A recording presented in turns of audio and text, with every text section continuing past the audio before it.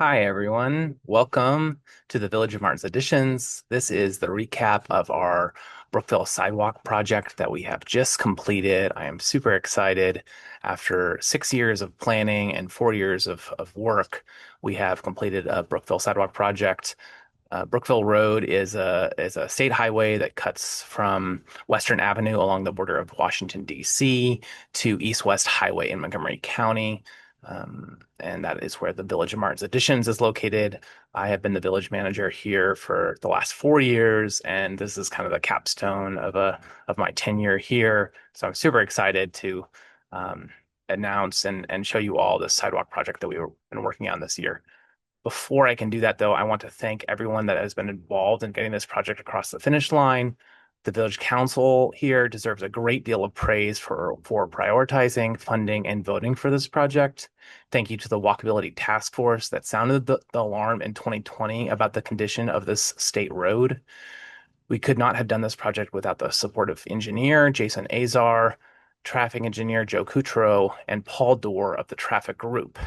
We want to thank the 16 property owners along this section of sidewalk. I know construction can be painful. And I want to thank Chevy Chase Village as well as Chevy Chase Section 3 for their cooperation and helping me through this entire process here. We have a great appreciation for the countless residents who supported this project as well. Thank you to the State Highway Administration, especially those that actually did help and didn't just block us, specifically Derek Gunn and Carol Rainey. And lastly, thank you to our contractor. You will see some of their work here today, Superior Facilities and Management Services, for their quality work. And thank you to the many contractors who supported us that I forgot to name here today. Okay, here you see the conditions of the sidewalk before we began. You will notice that there are lots of cracks and deteriorating driveway aprons and all sorts of issues. This is very narrow. There is no gutter for stormwater, so stormwater just piles over the sidewalk, and there's no curb. At many points, it's even with the roadway, or even 1 or 2 inches at max. Very, very narrow here. And this was a long process getting this project off the ground. We have built a timeline over the last 6 years of work that has gone into getting this sidewalk project improved along Brookville Road, which is a state highway connecting Western Avenue, which is in DC, the edge of DC, to East-West Highway in Montgomery County. Everything on this side of the street here is the Village of Martin's Additions. In 2020, the Walkability Task Force was formed to address pedestrian safety issues, including the Brookville Sidewalk. They conducted a walkability survey later that same year. The issue that attracted the most comment was Brookville Road, described as difficult for walking due to its narrow sidewalks, which are close to vehicle traffic, too low in relation to the street, in poor repair, and further obstructed by vegetation. In 2021, the Walkability Task Force 2021 report and recommendations called the Brookville Sidewalk the elephant in the room and a pedestrian nightmare, and recommended a new sidewalk and additional crosswalks across Brookville Road. In 2022, the traffic group was hired, and I want to thank Paul Dorr of the traffic group to develop a conceptual plan for rebuilding this section of Brookville Road sidewalk, and the Highway Administration was contacted that same year. In 2023, we hired Clark Azar and Associates. I want to thank Jason Azar, who's been super helpful throughout this entire process, to be our engineer for the project. We conducted a traffic study to support the case for an additional controlled 4-way stop at Bradley Lane with an additional crosswalk across Brookville Road connecting to Section 3 of Chevy Chase. And we conducted a land survey of the entire sidewalk at that time as well. In 2024, we completed the sidewalk design, drafted easements needed from 6 adjacent property owners, and conducted a community engagement process, review of the plans, and started meeting with residents one-on-one. In 2025, we received waivers from the State Highway Administration to narrow the sidewalk at specific tight points. We also received the State Highway Administration's conditionally approved permit conducted a successful bidding process to hire our paving contractor, which was approved by the council on September 30th of 2025. And then we broke ground in 2026, and this project takes 4 months. Here's a bunch of the pictures of that project. Traffic control, safety first, and then saw cutting and removing.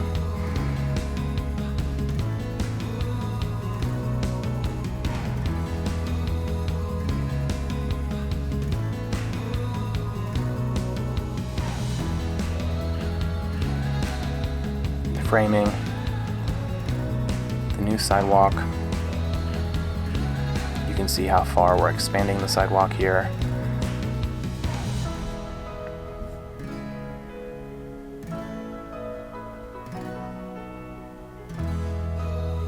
Lots of design details, walls, storm drains, and then comes the concrete, which we test first for its quality.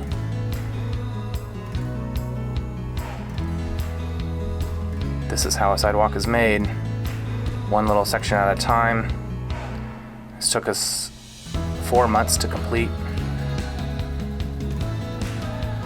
And this is 5 suburban blocks along Brookville Road.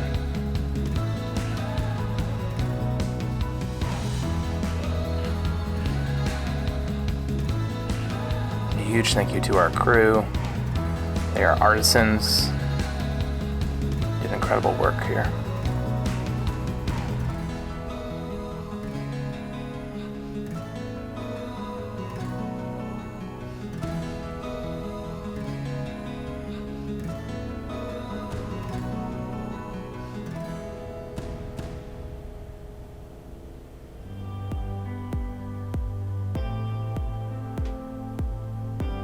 You can see how many cars are driving past us.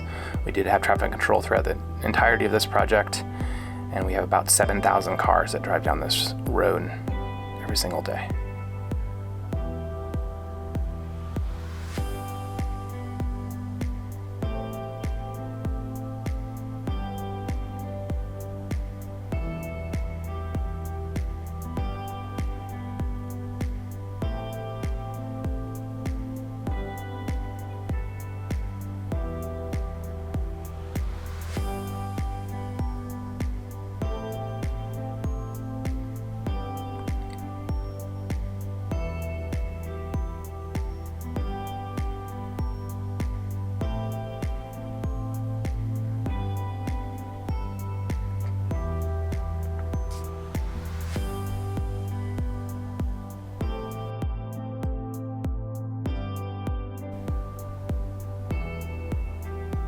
I really want to show this in its entirety.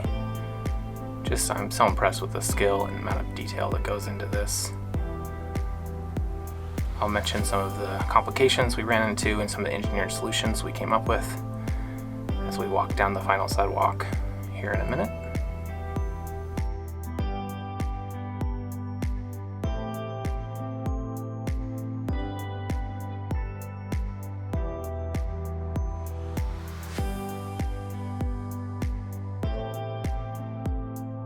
I want to thank our village council members who have been nothing but supportive, and our engineer again. Just incredible work here. This is block 5.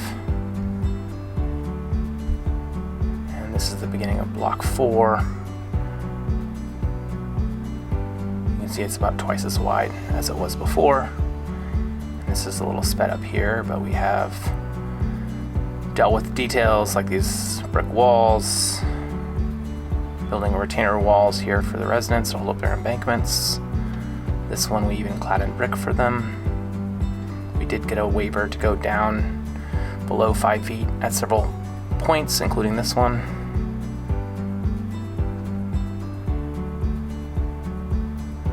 Just finishing up here. New warning strips. This is block 3. We did replace several sprinklers, including here along this residence fence. Covered the cost of that. This looks way better now. We did install a new four-way stop at Bradley Lane, and here's another crosswalk that we redid. We installed these drains because the yard here to the right is a little bit lower than the new sidewalk. And this is block 2. This is the largest block, and we solved quite a few problems here, including some header curbs and some retaining walls. There's a water meter right here that was abandoned that we set into the new sidewalk and new elevation. We have multiple telephone poles here in a row that we had to get waivers to go around. It cost us over $100,000 to move a telephone pole, so we opted for the waiver here. We also purchased a number of easements along this block, went around these steps, went around this water meter as well. Nice detail there. Fixed this brick wall to the right. We're able to fit this sidewalk barely in around this tree. Every driveway apron, every brick and stone, lead walk, set in nicely. This is a very wide sidewalk, 5 feet plus the top of curb. Remember to have empathy. There you go. And this is the final block, block 1.